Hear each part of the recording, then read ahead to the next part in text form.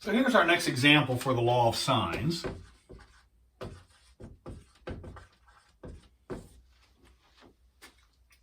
We're given angle B is 50 degrees, angle C is 72 degrees, and side A is 14. And just to keep the physics people happy, I went ahead and threw some units. These are 14 centimeters. And we're supposed to solve the triangle. So what are we asked to find? If you don't know what you're looking for, there's a good chance you won't find it. What angle is not known? We have to find angle A. And the sides that are left are little b and little c. So that's going to be our final result when we get done. I'm going to just draw a picture here. It doesn't have to be accurate. A, B, C. And let's see. So this is given to be 50. C is given to be 72 degrees. And little a, so little a is over here. That's 14. See, here's little b, here's little c. And so we have to find our three extra pieces. The angle is going to be straightforward because that's, if we know two angles, the third angle is just subtraction from 180. So that part is pretty straightforward. If you know two of the angles, the third one is easy to find because the sum of the angles of a triangle is 180 degrees, the sum of the measures. And so we know angle A plus 50 degrees plus 72 degrees is equal to 180. So angle A, let's make that a little bit nicer. Angle A is given to be, what is that, 122?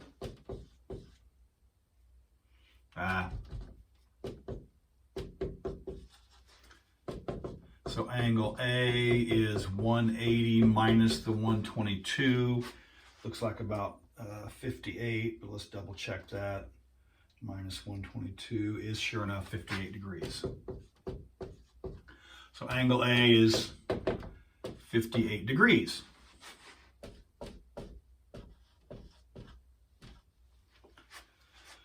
And then just pick an angle and go with it. So this is we were solving here. I should have labeled this. This is angle A. All right. Now what we're looking for is side B.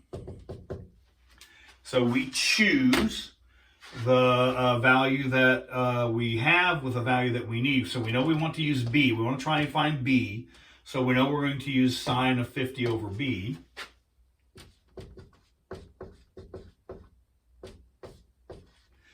We know that because that's the value that we're looking for. And then we need to use a value that we know. Well, 14, C is not known, but 14 is known. And 58 has been computed, but it has not been rounded. And so we can use sine of A over little a. So that's sine of 58 degrees over 14. Cross multiply, set them equal, and solve.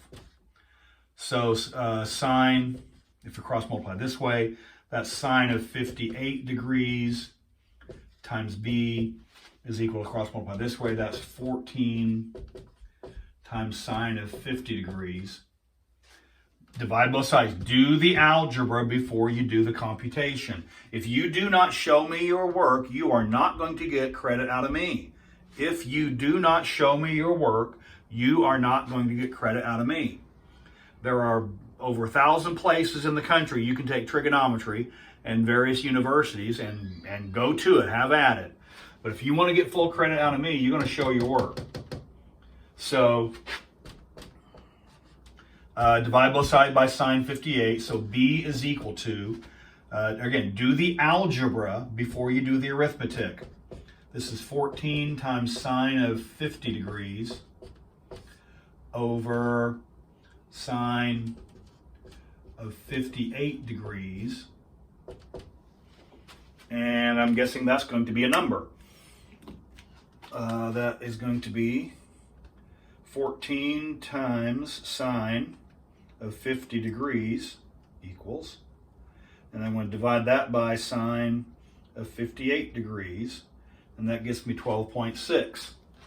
So I'm going to go ahead and round that on the fly. This is approximately 12.6. And that's centimeters. We should keep the physics people happy. So there are my units. And then same song, second stanza. We want to find side C. Put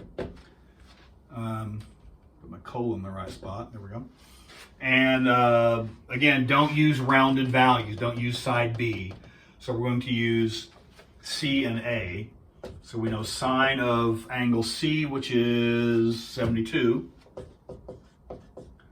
over little c, which is what we're looking for, is equal to sine of A, which is known to be 58, not rounded,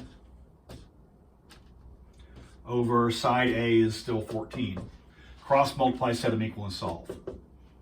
So we have sine 58 degrees times C is equal to 14 times sine of 72 degrees. Divide both sides by sine 58. That implies that C is 14 times sine of 72 degrees over sine of 58 degrees. Now that you've done the algebra, now you can do the arithmetic. So let's clear that. I got 14 times sine of 72 degrees, close, and then let's divide that by sine of 58 degrees, and I have 15.7.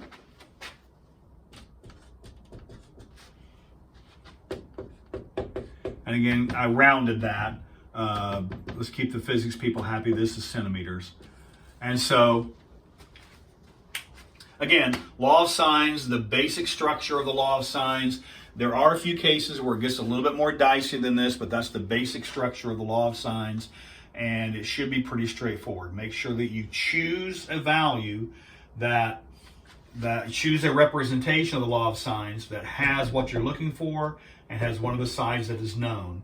If possible, do not use previously rounded values in the later computations.